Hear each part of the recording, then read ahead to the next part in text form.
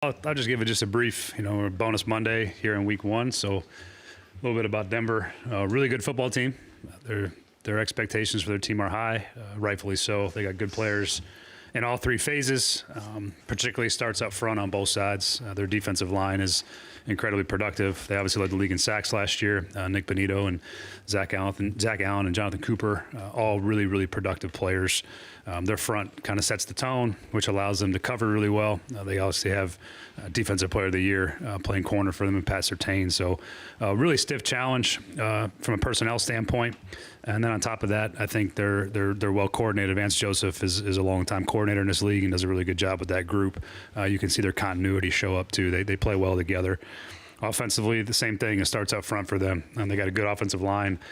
They got two really good backs, a veteran one and a young one that both can carry the rock. And then Bo Nix, obviously his growth over the course of the season was really what led to a lot of their success. He's grown every week. I think another offseason in the same system with Coach Payton, who obviously is one of the premier head coaches and play callers in this league. They do a really good job. And then Darren Rizzi and his special teams unit, really, really well coached, disciplined group. So we got a work cut out for us. It's to be a stiff test. It'll be a hell of an opening environment. Spent a lot of years in Denver. I know exactly what that feels like, and it will be all of that. They're excited about their football team, and they should be. So we're walking into a pretty adverse environment for week one. So looking forward to it. Looking forward to the challenge. I think our team is up to the task, and we'll be ready to roll. What can you do to get Cam prepared for such an environment, because it's maybe unlike anything he's ever seen playing in college football? Yeah, you turn the music up as loud as you can to practice. You just got to work through it. I mean, he's played in loud environments. It's not new. And generally speaking, it's not every single play. It's usually the third downs and in the low red zone where we're really amps up. But got to be on top of the silent cadence. Got to be on top of our operation. Make sure we're not putting ourselves in down in distances because of some false starts or miscommunication. So we got to be on top of those things. And really, you just emphasize it. And he's going to figure it out as he goes. Do you do anything special to get guys ready for the altitude, particularly guys who've not experienced it? No, I mean with the short amount of time that we travel in and out of a city, it's there. It's a factor. It's part of playing up there. But you got to play through it, And one of the things with our training camp is that it's been hot and humid, and we've conditioned every day, working towards this week one, and with the idea that we got to be in better condition than we've been. And I think that we're in a pretty good spot when it comes to that. Besides the environment, what are some of the things you do to get Cam ready just systematically and just offensively, just operation and all those types of things? Well, just like any young quarterback, you want to do things that they're comfortable with and you want to play fast. So we don't have you try not to reinvent the wheel getting ready for week one or any game for that matter, but certainly in week one, you try to do all the things you bank reps on in practices, in meetings. So there's not a lot of newness, so we can go play confident and play fast. That's the idea, especially when you got a young quarterback. There's going to be plenty of things that he's going to see that maybe he hasn't seen, and he's got to manage those things, but from a defensive structure perspective. But at the end of the day, try to put him in position to play as fast as possible and as confident as possible on the road. Did that start from day one, or at what point did it kind of ramp up towards, hey, this is preparation for Denver? I think really every day probably in training camp is part of that process. But you start getting a little more into the game plan the last week or so. Some things that are a little more specific to what we're going to do in this game. But a lot of it's still going to be the core of your offense and what you're good at. Every team's got a core. Every team's got things they execute well, and we're going to lean into those things as much as we can against a good defense on the road. You spent the entire offseason, and I think it continued through training camp, tracking the pre-snap penalties and the self-inflicted negatives. Can you quantify for us how that? I'd be happy to. Yeah, I'd love to. I think again, this is we're talking preseason, so it's certainly not predictive. Not trying to jump ahead of anything and say that because we did this, we're going to continue that process. But it does give us some game analysis and quantitative data from actual football games. I think we were the least penalized offense in the preseason. I think we were in the top 10 least penalized defenses in the preseason. Our biggest issue, I think, numbers-wise, was we had a little more on special teams than we would have liked, but we got to get that improved. But I think we're one of the top 10 least penalized teams in the 3 preseason games. We had 0 fumbles offensively. We held on to the football. We only threw 4 interceptions, so we protected the ball the way we want to, and we extracted it. We had 2 forced fumbles, so that put us, I think, 6th in the league in the preseason. Had 2 interceptions, so we were, I think, about middle of the pack in the turnover and the extraction portion of the ball security. So those things showed up. Didn't have a lot of pre-snap issues. So all the things that we emphasized, it felt like that we got over the course of the preseason games. And again, so it doesn't get taken out of context, I'm not saying that that's going to carry over to the regular season, but it's good to see that what we emphasized showed up in real game action. So happy about those things, and good to see those actual data points get verified for us. So that was good. After all the emphasis on offensive line since you've gotten here, how confident are you that you guys have kind of solved these issues, and what gives you the confidence that it's been solved? Well, we've played well over the course of the training camp and preseason. That's the first thing. It's an earned confidence is always earned. I think we've earned some confidence there. But again, we're going to go face probably one of the premier fronts in football, and we're gonna find out. These guys are really, really good. They're good against the run. They rush the passer as good as anybody. So yeah, we got a real stiff test, and we're going to find out. But I feel good about where we're at. I think a lot of it's due to the work put in. You see that. We're a more talented group up front, I think, from positions 1 through 5. So looking forward to the test. I think it's going to be exciting. You've talked about leadership, and players have talked about how they feel like leadership is better this year compared to last. How does that help you when you go on the road and you face maybe adversity in a week 1 game? Well, just like anything, it's really easy to lead when things go well. The leadership shows up when you face those adverse spots, when maybe you have a series or 2 that doesn't go your way in one particular phase or the other. Maybe it's a couple of games, a month during the season. That's where your leadership shows up. And can you stay the course?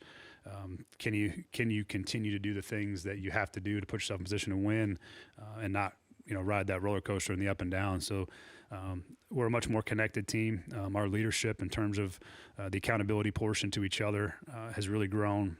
Our ability to communicate with each other has shown up, I think, a lot more on the field, just in the normal communication part. That's part of leadership. So I feel really good about where we're at in that regard. The guys have worked hard at it. It's been a point of emphasis, just like all those other things I mentioned before.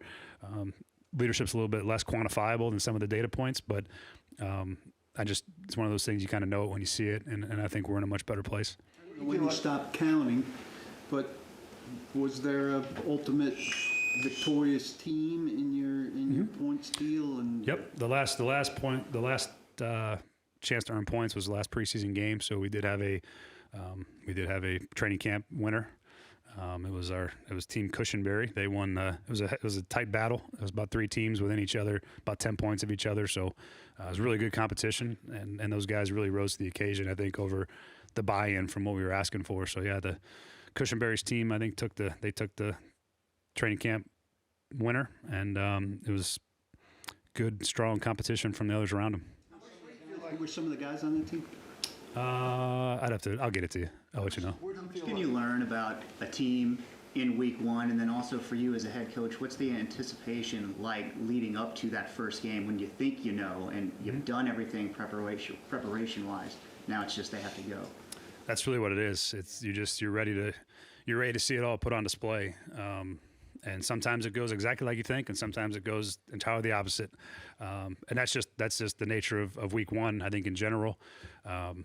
I'm also very hesitant that I don't think week 1, as we all know, there's, whether you succeed or don't succeed in week 1, certainly doesn't have anything to do with the rest of your season. It's 1 week out of 17. I think you have to maintain that perspective. But I'm excited about it. You get an extra 2 weeks to think about it, and we'll be ready to roll. It's going to be a really tough test, and I'm looking forward to seeing how we respond.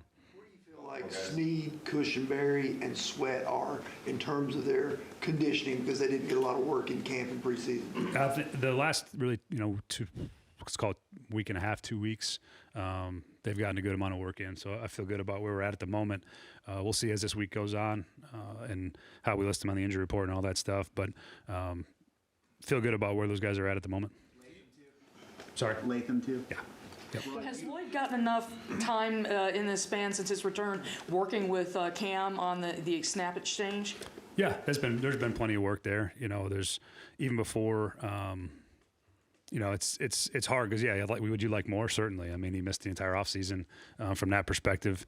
We would like more, but I think they've made up for lost time pretty quickly here. And Lloyd's a real pro. He's a vet. He knows how to get ready. So this week will be big for him. Obviously for both those guys to operate in the noise and the environment we're going to go into, but feel good about where they're at. Was there a point where you went back and you looked at the tapes from uploading Burrow into the offense as you get ready to do the same with Cam, before this week? Was there a point where you go back to look at that, and what are some of the things that you may have miscalculated before that you learned for this go-round?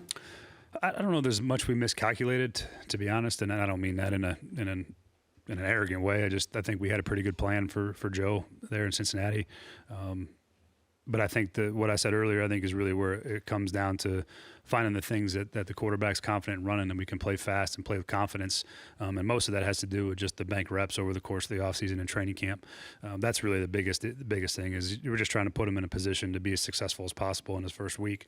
And a lot of that's going to have to do with just doing the things he knows well, and operating a system. Try to keep it, as far as a volume perspective goes, something manageable, where he feels confident in it. And we have enough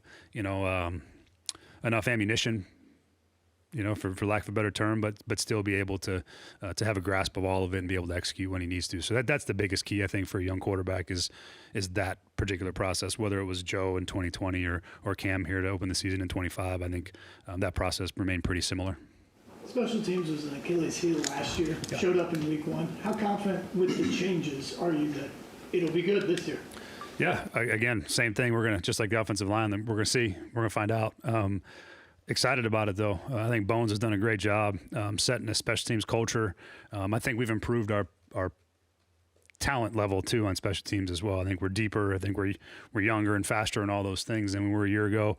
We're expecting some guys to play some pretty significant roles for us that are young players, which is good. That's what your special team should be built on. Feel good about where those guys are at. I've liked our execution so far over the course of training camp and in the off season. But it's just like anything else. We got to go prove it. Until we do it, we haven't. So I'm looking forward to doing it.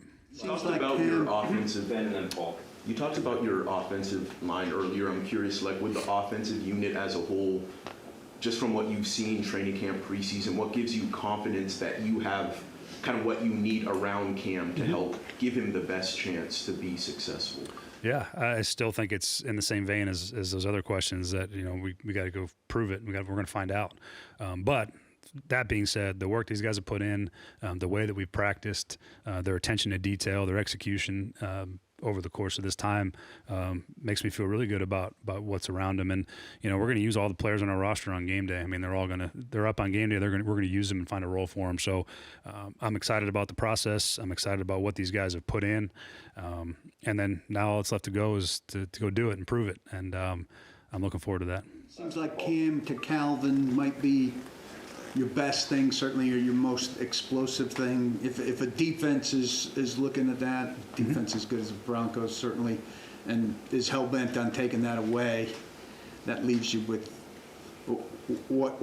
what's next? How confident, not confident's not the right word, but you envisioning that's a potpourri as the alternative to that, or does somebody have to emerge as the next guy? How's that work? Yeah, I think someone has to, to sit here and say that we have they have to emerge. Someone's got to step up and make the plays. I feel good about the group of guys we have going into Denver. I like the work that we put in, but certainly we got some unproven players and we got some young players that have done it, that haven't done it yet. But I like where those guys are at, and we're going to use anybody that's up on game day. We're using. They're all going to have roles. We're going to make sure that they're in the right spots to have success. And again, we're a team that's in prove-it mode right now, and all the things that we feel good about, we're going to have to go do and show it on game day, regardless of how good I feel about the process leading up to it. But I'm confident in the group we have, and I'm excited to go do it, and we just got to go do it. Calvin said he sure hopes that's not the case. A guy of that level, you expect to find ways, no matter what they're doing, to take. Yeah, that's my job. My job is to find find opportunities for those guys and find ways to get them the ball. And that's certainly what we'll be hell bent on doing is finding ways to get our best players the ball, like every team in the league does. And it'll be a cat and mouse game of them trying to make sure they take away what we think we're doing well, and us finding ways to take advantage of what we perceive as weaknesses. So that's pretty, I think, standard process for us. But yeah, my job is to find ways to get the ball to the guys that can help us win.